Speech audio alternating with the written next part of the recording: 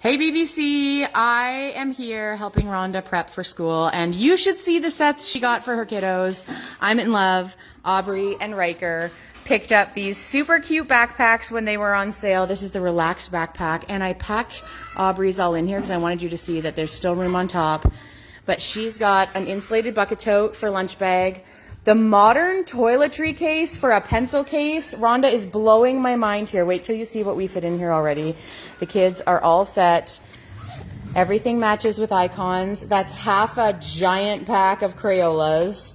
And then we said the zipper pouch up top will be great for like scissors, a math set if you've got an older kid.